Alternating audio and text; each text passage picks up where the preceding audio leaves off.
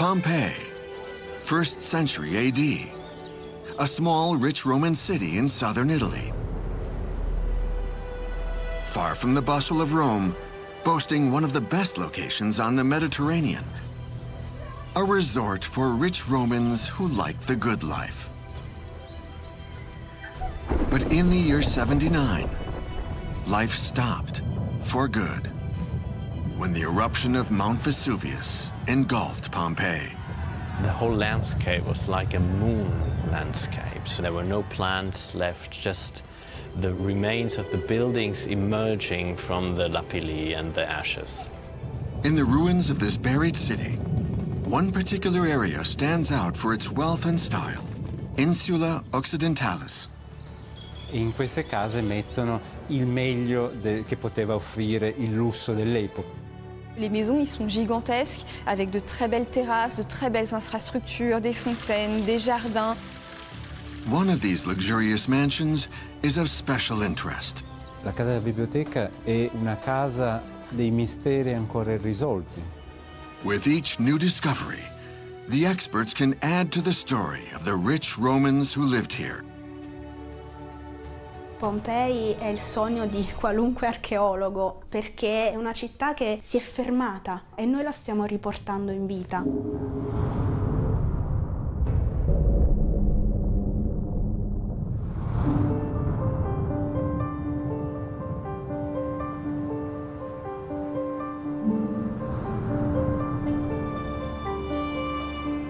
Pompeii is a unique ancient site. This Roman city where 20,000 people lived was for centuries preserved under the ash. Now the team at the Archaeological Park have an impressive site to work on. Revealing the past splendors of Insula Occidentalis, the exclusive west end of Pompeii, where wealthy citizens lived in luxury. Se riusciamo a vedere molto bene l'intera insula, l'intero quartiere, se riusciamo a vedere molto bene le facciate delle case. Gli scavi in effetti qui sono iniziati attorno agli anni 60, sono durati molto tempo, fino alla metà degli anni 70, quindi in effetti l'immagine dell'insula è un'immagine abbastanza ben conosciuta. Ciò che non si conosce è l'interno delle case. 40 years ago, the internal excavations ground to a halt. As they begin again, archaeologists are hoping for some valuable new finds and plan to soon open this part of Pompeii to the public. The impressive complex sits between the Marine and Herculaneum gates and covers 15,000 square meters. It contains 4 villas. Those of Maius Castricius and Fabio Ruffo, that which is known as the House of the Golden Bracelet, and finally, the House of the Library.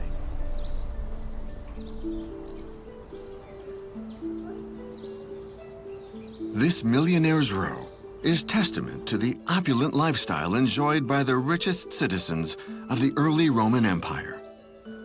Pompéi est une ville très représentative d'une cité bourgeoise dans laquelle il y a beaucoup d'infrastructures, beaucoup de thermes, un accès à la mer, des boutiques. C'est une ville où il fait bon vivre. On a plutôt une ville qui pourrait ressembler à nos villes de la côte méditerranéenne, un petit peu riches, autour de Saint-Tropez. Il n'y a pas beaucoup de mixité sociale, il n'y a pas de quartier pauvre dans Pompéi. The sumptuous villas of Insula Occidentalis were built late on, when the city lost its role as a stronghold. During the 1st century BC, the city changed a great deal.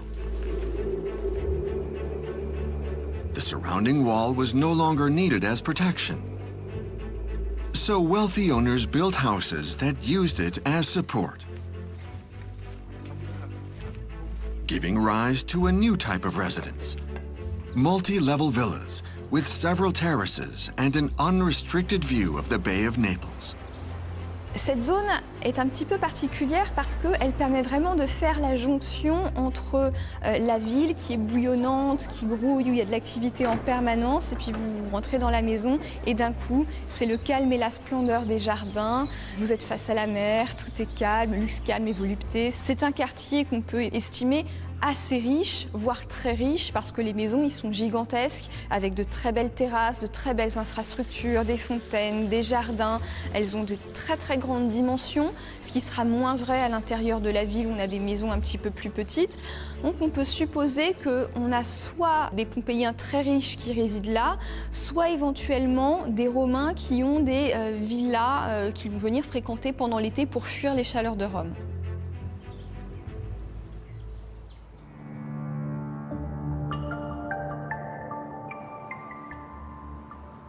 In this exclusive district of luxury houses, the one that archaeologists are focusing on is the House of the Library. Like most buildings in Pompeii, it was totally buried. And as the balcony and terrace show, has still not been completely excavated. Dopo aver ritrovato i piani e le terrazze, possiamo immaginare come la casa fosse affacciata verso il panorama e tutta questa fascia al di sotto delle strutture delle insule occidentali si era probabilmente occupata da un'area semipaludosa, le saline di Pompei e tutta l'area portuale. The privileged residents of Insula Occidentalis enjoy a life of luxury with a superb view of the Tyrrhenian Sea. Certainly the idea of having a view on the Gulf of Naples, having terraces and big windows toward the sea, that's very essential, and it's also a very innovative element of the Roman architecture. The Insula Occidentalis also means something else. It means a perfect continuum with the idea of a Roman villa being totally immersed in a natural context. The link here is stronger than ever because on one side we have the sea, so you cannot really get more nature than that. On the other hand, we have the green element inside a Roman villa, which is always there, the viridarium, the garden. The richest inhabitants of Pompeii showed off their wealth by adorning their villas with magnificent frescoes, showing verdant landscapes and lavish gardens with all kinds of animals and plants.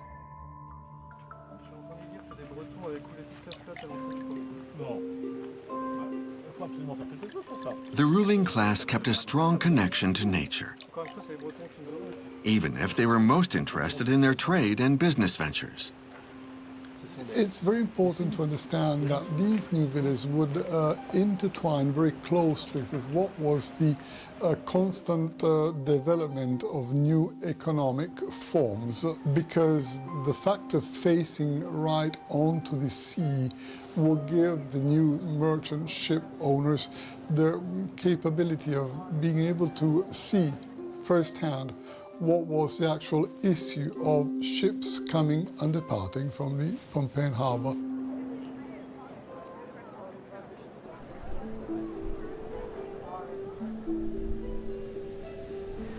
Almost 2,000 years after the catastrophe, the question for archaeologists and historians is, who were the upper-class residents of this Pompeii district? On peut imaginer une sorte de portrait robot de la famille qui aurait occupé la maison de la bibliothèque. Le père de famille qui est nécessairement quelqu'un d'important. Soit ce serait quelqu'un issu de l'aristocratie qui possède de nombreux terrains dans la région, qui vit du commerce de son vin, de son huile, d'autres choses.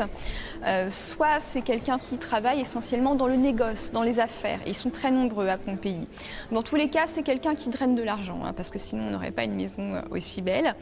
Et vu le statut de sa maison, il n'est pas impossible de se dire peut-être que cette personne a aussi des velléités politiques.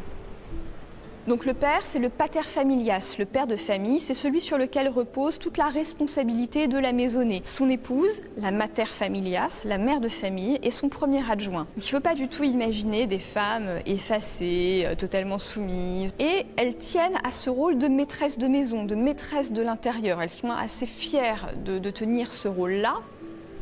Le couple met au monde des enfants, ça c'est le rôle vraiment du père et de la mère.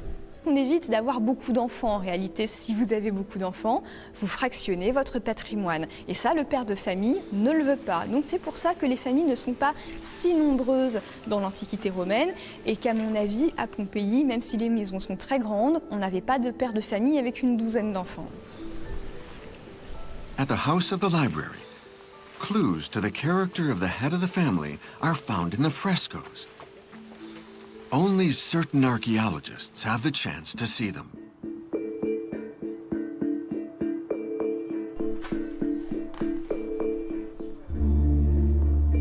Ogni volta che si entra in una domus di Pompei, in una parte di questa città straordinaria, è comunque l'emozione della prima volta. È l'emozione di andare a vedere le pitture che vedevano gli occhi dei nostri amici antichi e cercare di capire quale potesse essere la mente delle persone che abitavano, la psicologia delle persone che abitavano in queste case, il loro modo di essere, le loro abitudini.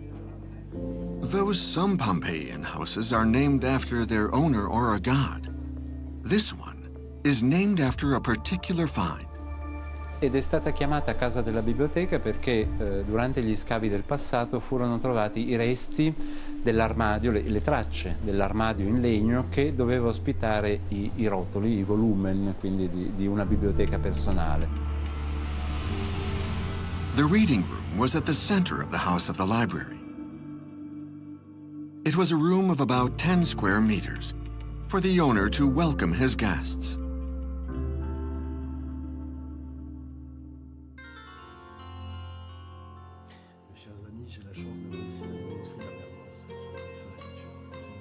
Toutes les maisons n'ont pas de salle de lecture. C'est vraiment l'apanage de la classe aristocratique ou de gens extrêmement riches qui ont fait fortune. Le livre, ça coûte cher, parce que déjà il y a la matière première, le papyrus, mais il faut aussi comprendre que ce sont des livres que l'on copie à la main. Donc que ça prend du temps et que tout le monde n'en a pas des dizaines à la maison. We certainly cannot imagine a plebeian or somebody else having possession of such a number of books. When somebody would visit a Roman villa, the first worry of the owner of the villa was that of showing off, in a way, what were his possessions, because doing this would give him a kind of reputation which made him practically suggestible for high social positions. So in a way, this is the form of social competition we find in Pompei. Le propriétaire de cette maison était quelqu'un qui aimait lire et écrire au point de posséder sa propre bibliothèque. Après, on peut s'amuser à émettre des hypothèses. Est-ce que c'était un avocat? Est-ce que c'était un philosophe? Est-ce que c'était un auteur de théâtre?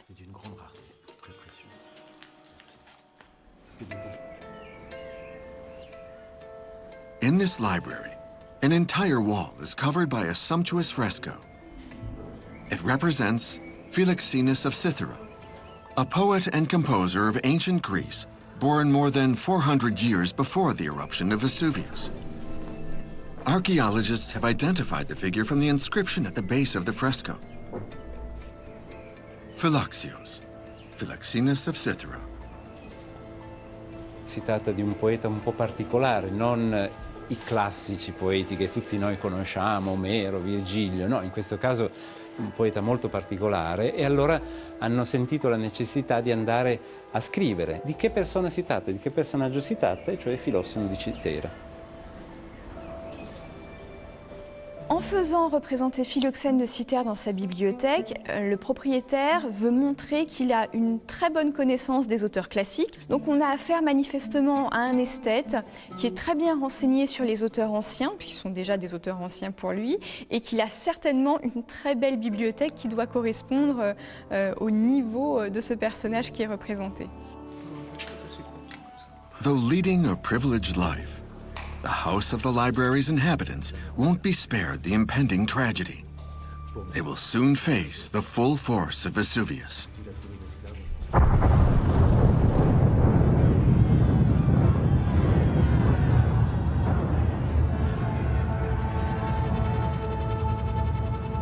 Some Pompeian people possibly know that this area could be a volcanic area, but most of them ignore completely this information. They know this place as a mountain, and they grow many kind of crops on the slopes of the mountain. So they just live here very close to a high mountain that they didn't recognize as a volcano. For Pompeians, this mountain had never breathed fire. It was not seen as a threat to the city. We have a painter found in the Roman town, buried by the 79 eruption, and some archaeologists think that the landscape behind the god, the famous Bacchus, could represent the shape of the volcano. But possibly this is just a symbolic representation. This fresco, discovered in a Pompei villa, represents Bacchus, the Roman god of wine. Behind him looms Vesuvius, its summit a rocky peak covered in vines. But Vesuvius would turn out to be a powerful volcano with an appetite for destruction.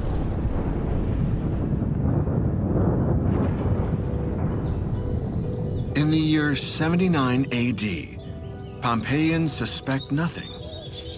But hidden below the surface of the mountain, the magma begins its rise.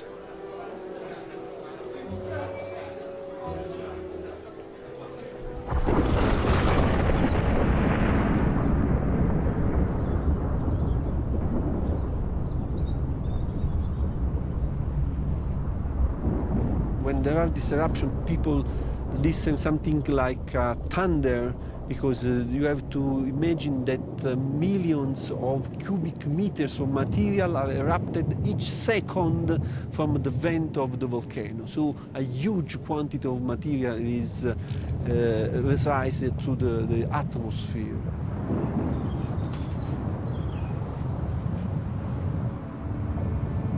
What was once a simple mountain is now a terrifying volcano.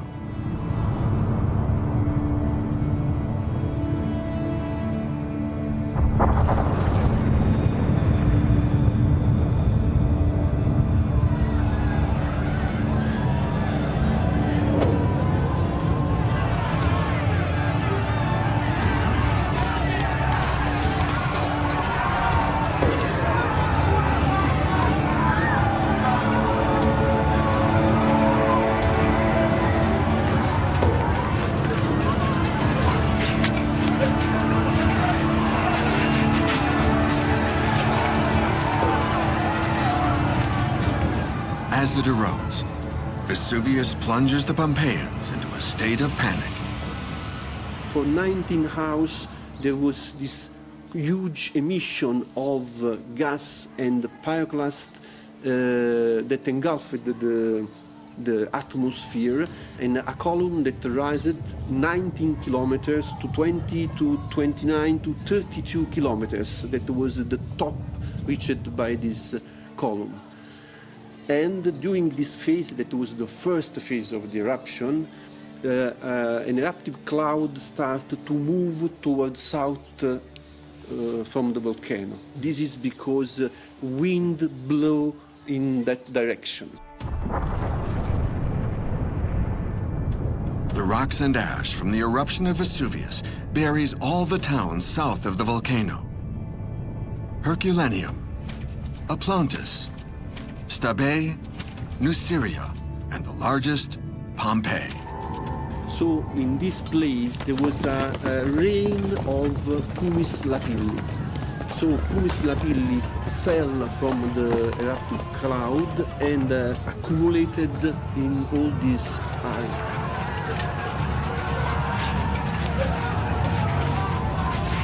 Lapilli, the small porous stones ejected by volcanoes. As Vesuvius awakens, an intense rain of lapilli, rocks, and ash descends on Pompei and its inhabitants.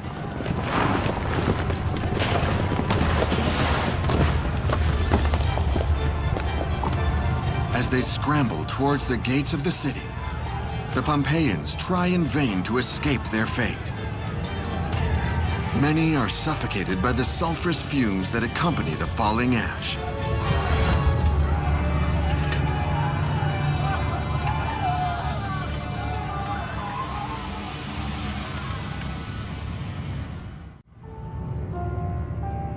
Vesuvius is pouring out its anger. Pompei is a city where little by little, life is fading away. Insula Occidentalis will also be submerged by this cataclysm. the owner of the House of the Library, sees that he has to evacuate his villa. He quickly tries to hide what is most precious to him.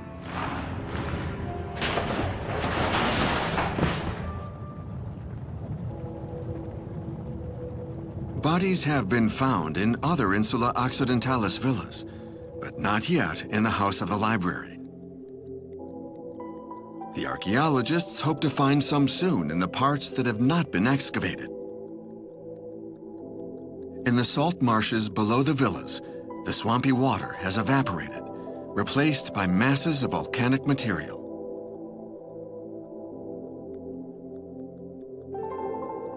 Buried under meters of ash and pumice, the shoreline has been pushed back by nearly a kilometer.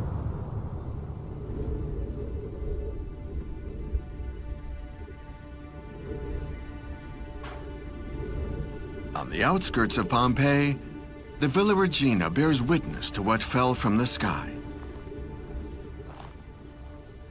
From the base to the top, we see a succession of different layers made up of different materials. We have essentially lapilli layers like these. During the 2 days of the eruption, the lapilli deposit accumulated 3 meters of materials in 19 houses, so with a rate of 15 centimeters per house. So 50 centimeters on the soil or on the road after 1 hour, 30 centimeters after 2 hours, 60 centimeters after 4 hours, and so on. So it was very, all the town was buried, immediately buried under tens of centimeters of lapilli in few hours. 48 hours after the eruption, Pompeii has been completely buried. A huge layer of black, gray, and white covers everything. The city has totally disappeared. Well, after the eruption, the whole landscape was like a moon landscape. So there were no plants left, just the remains of the buildings emerging from the lapilli and the ashes.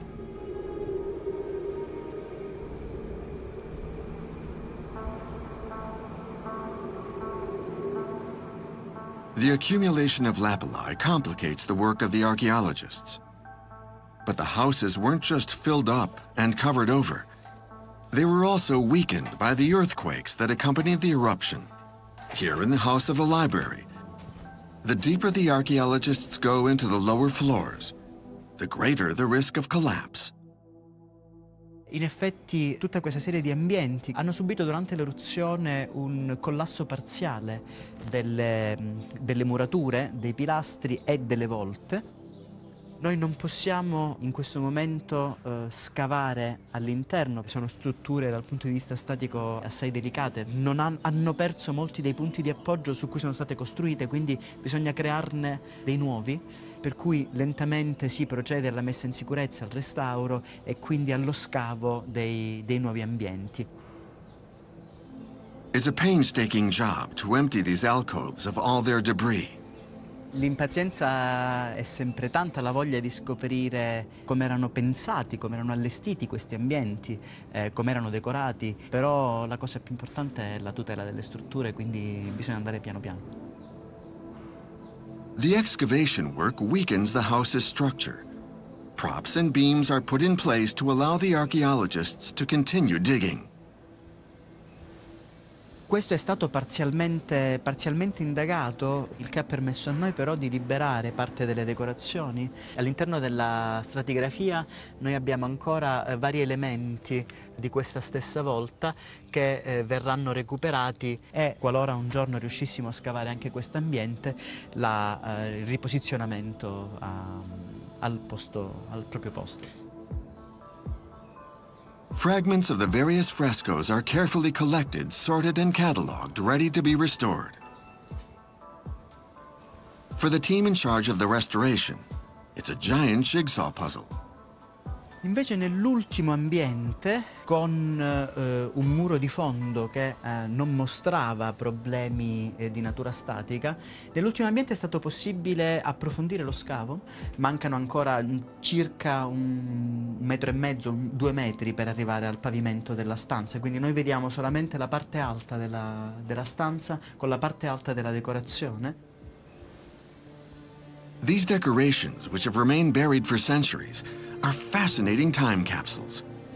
Roman frescoes inspired by the architecture of ancient Greece, like this one in the library representing Philoxenus of Cythera. They show how important Greek culture was in Pompeii.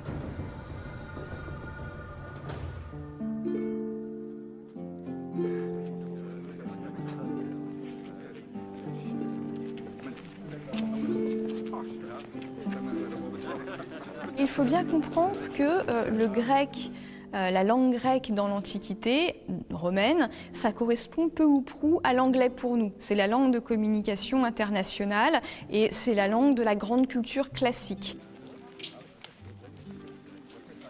The family that lived in the house of the library, like the rest of the town's elite, doubtless spoke Greek and attended cultural performances in Greek.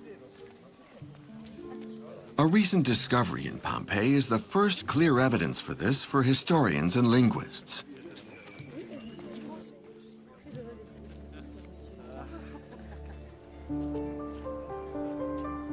In 2021, in the necropolis of Porta Sarno, a team uncovered a large vault.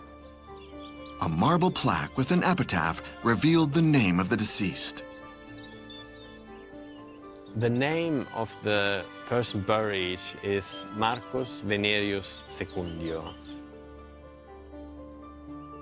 After studying the inscription, archaeologists concluded that Marcus Venerius Secundio would have been a former slave.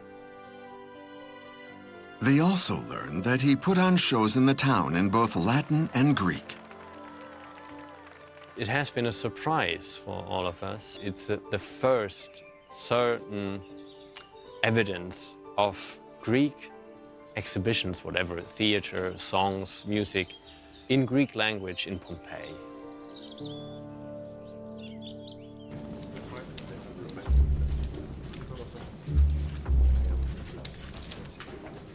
Wealthy former slave Marcus Venerius Secundio had managed to climb the social ladder.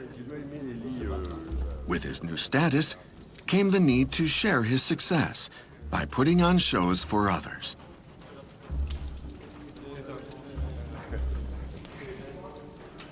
So people, especially politicians, had to give something to the community.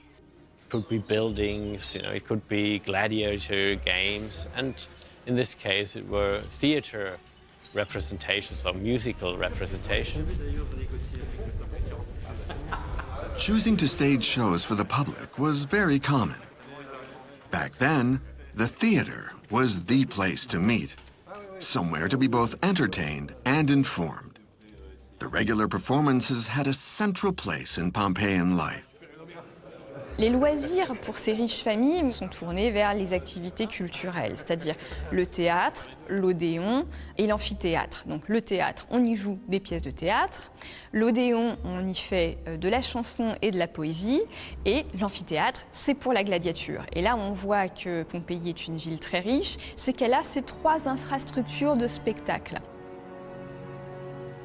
As the audience enthusiastically filled the benches for a performance at the Odeon, they also entered a strongly hierarchical world, where the rigid organization of Pompeii was on display. L'avant, la partie les plus proches de la scène, sont réservées aux personnes les plus hauts dans la hiérarchie sociale. C'est-à-dire, si vous êtes membre de la classe sénatoriale, vous vous occupez les rangs les plus proches de la scène. Et puis, les autres vont être rangés par corporation. Vous allez avoir la zone des gens qui travaillent le textile, la zone des boulangers, la zone des pédagogues. Au-dessus, vous allez avoir les affranchis, les esclaves, les métèques. Et puis, tout en haut, vous allez avoir les femmes.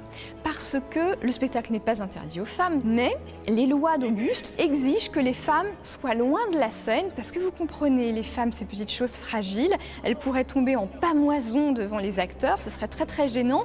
Donc en gros, pour qu'elles s'excitent pas trop, on les met loin de la scène.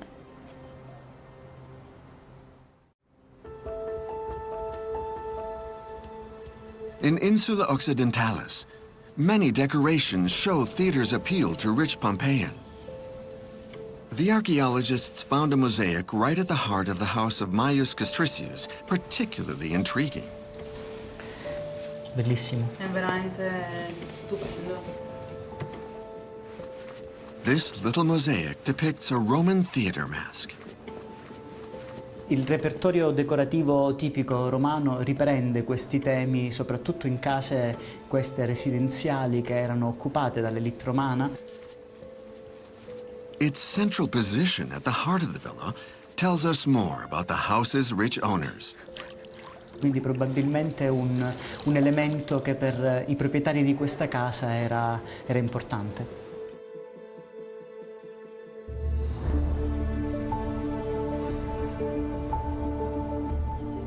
After exploring the reading room of the house of the library, the archaeologists now focus on the entrance to the villa.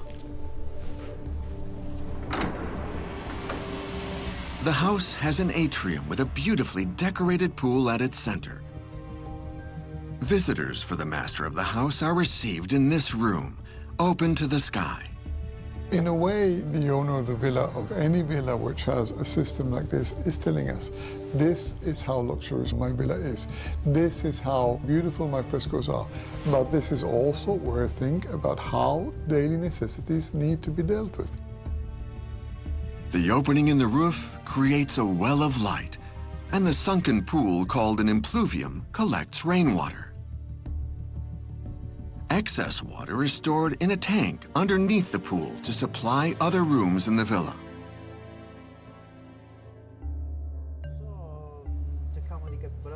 Using a probe camera, the archaeologists explore underneath the atrium of the house to look for such a tank.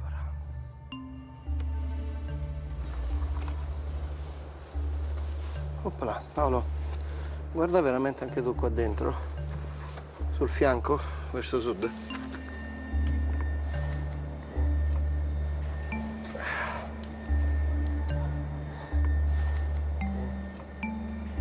Alessandro, vieni un attimo a vedere.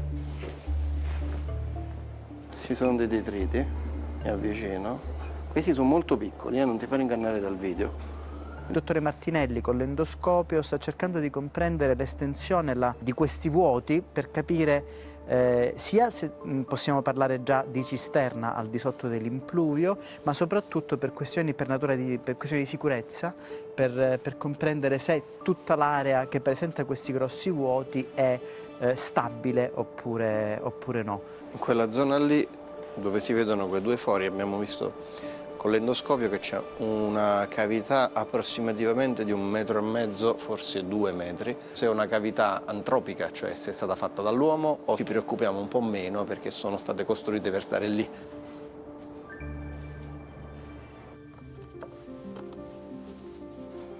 Raphael patiently scans all the holes and cracks to see if this atrium had a tank under its basin, or whether collapses following the eruption caused the cavities.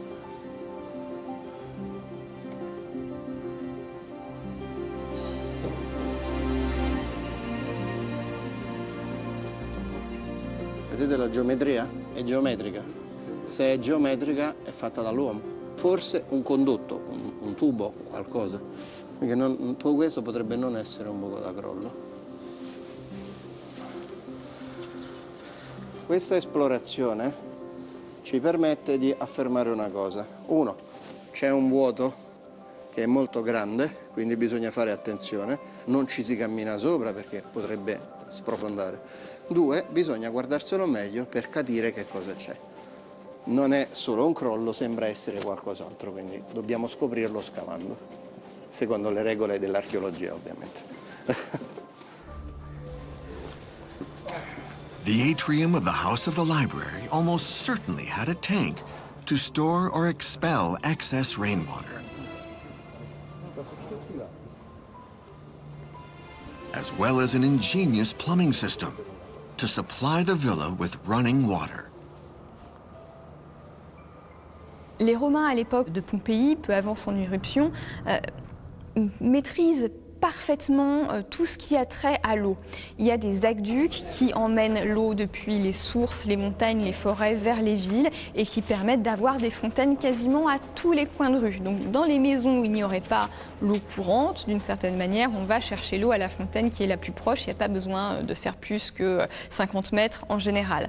Et dans les très belles maisons, eh bien, on a son propre système d'eau courante grâce à cet atrium qui permet de canaliser l'eau de pluie à l'intérieur de l'impluvium et dans les citernes en dessous. Ça permet d'avoir de l'eau pour la cuisine et quand on est vraiment très riche et qu'on a ses propres thermes à domicile, eh bien, ça permet de les alimenter. Et ça, c'est un luxe inouï.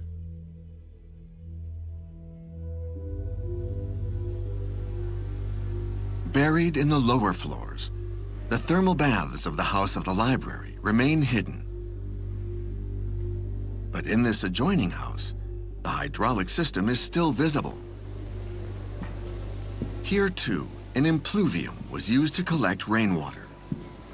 Qui siamo nella casa del Bracciale d'Oro, una casa molto famosa perché deve il nome al ritrovamento di questa grande armilla, questo bracciale da avambraccio che ha del peso di 600 grammi di oro massiccio, con teste di serpenti, con occhi formati da smeraldi, ed è un pezzo di oreficeria spettacolare. This bracelet was found in 1974, along with more than 200 gold and silver pieces. An extraordinary find which once again demonstrates the enormous wealth of the inhabitants of Insula Occidentalis. La casa è davvero spettacolare, ci sono ambienti estremamente interessanti. Oh, un po' di luce, e la prendiamo anche la luce.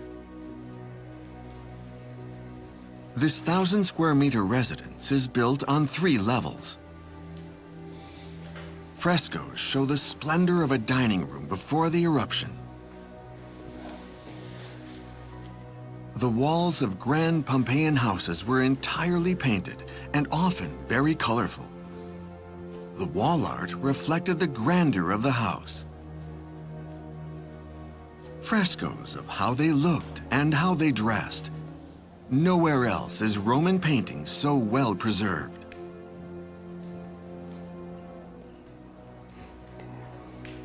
In the south wing of this floor are the service areas, much plainer, but whose kitchens have running water.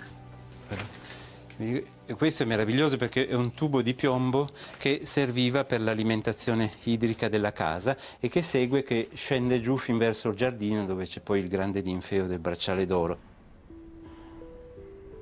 The pipe led the archaeologists to the level of the garden.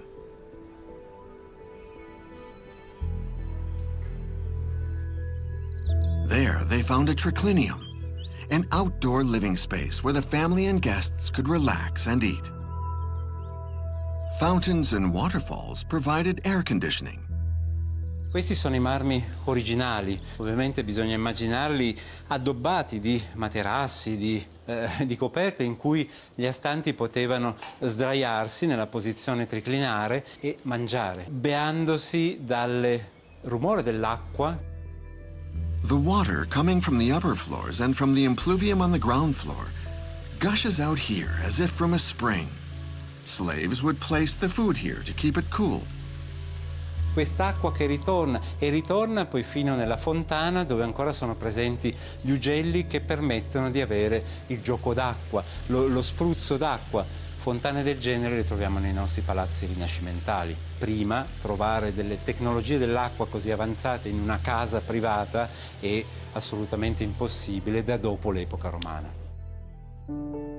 Although closed to park visitors, the House of the Golden Bracelet is one of the most luxurious villas in Pompei.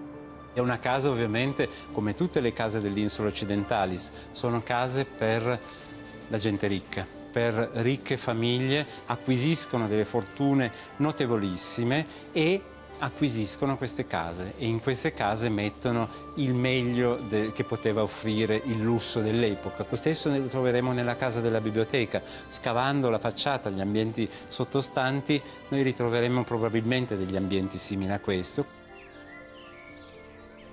An advanced water system also supplied the thermal baths in the House of the Golden Bracelet, a relaxing, pleasant, and private place to bathe.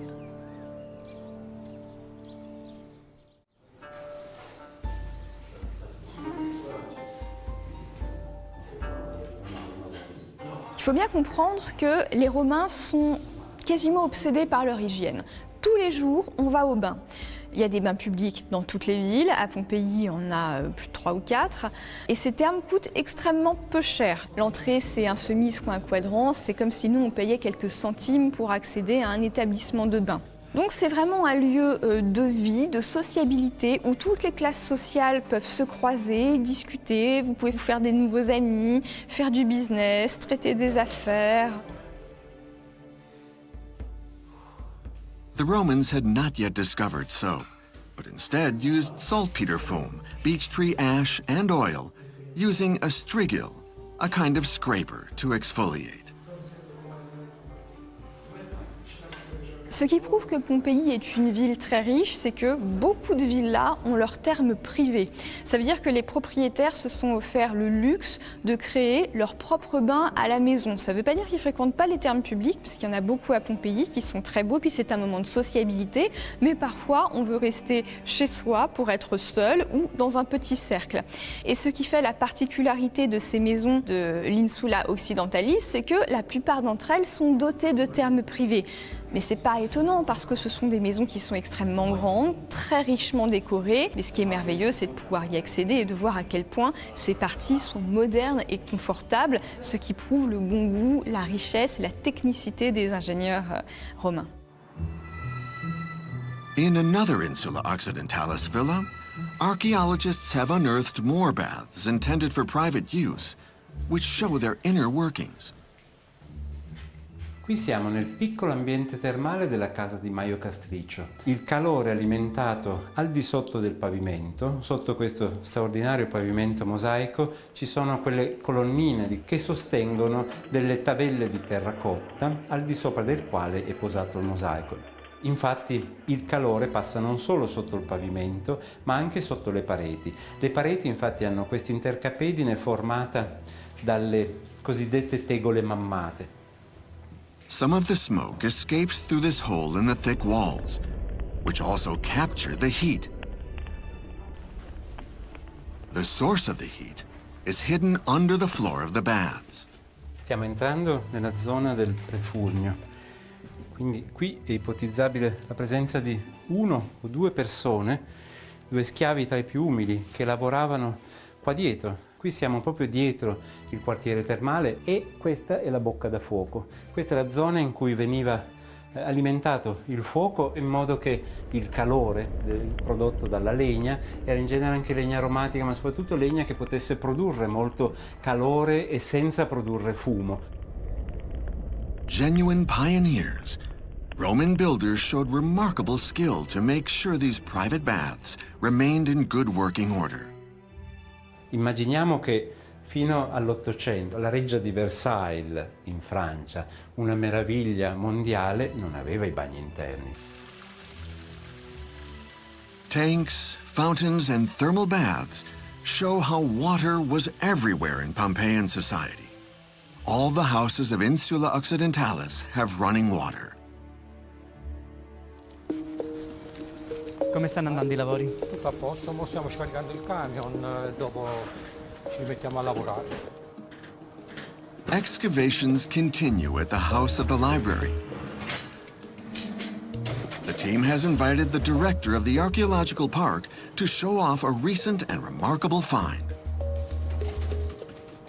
In a small, freshly cleared room, they've found a piece of wall with an inscription in charcoal.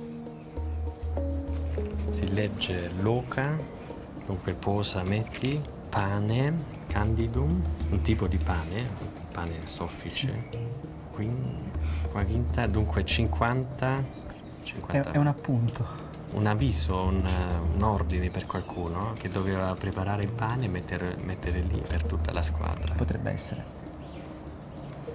Un pezzo di vita quotidiana. Sì.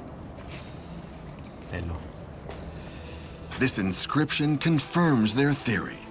Renovation work was indeed underway at the time of the eruption.